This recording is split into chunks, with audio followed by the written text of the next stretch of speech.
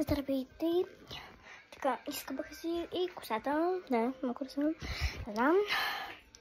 Облякох се. Гледайте този комплизъм. Да. Добре, хайде. След много ще си оправим косата. Добре, колко процента имам? Ще си изсушим косата след 3-2. Тя ще е готова.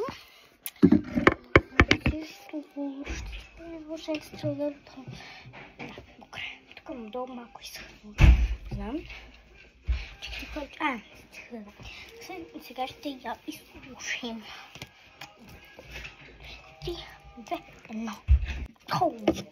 Хора, малко е мокра, но все пак ще я изтърпим. Много ми е жега. Да. Всеки вече му видео, просто е много жега. Заван, какво среда ли? В принцип аз мога така да си суша косата, но много ще ми мръдне и това е доста време.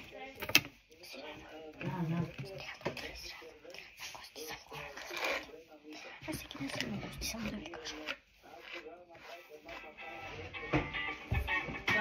Пак, тати! Ала, си. Ало! Ало!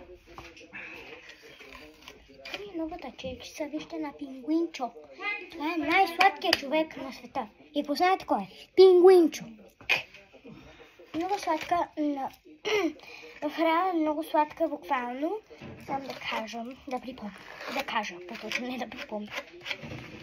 Много обичам такива чечици, мънички, сгоднички, защото буквално те се хващат в раничката. Пене на ушен стрел.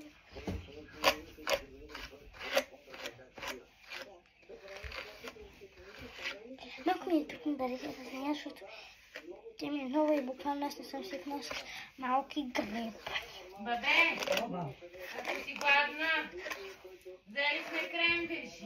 На кости съм гладна, защото буквално аз съм не искам да се приспидвам. Мамо, я имам въпроси. Хайде да четка ми подължно. Да. Нещо на я не моя ангрени. Ти на баба. Съм в нея на пижамно парти. На пижамно парти, защото ние вече си правим пижамно парти. Не трябват други момичета. Това бе. Да, хора. Ние самите двеечките си правим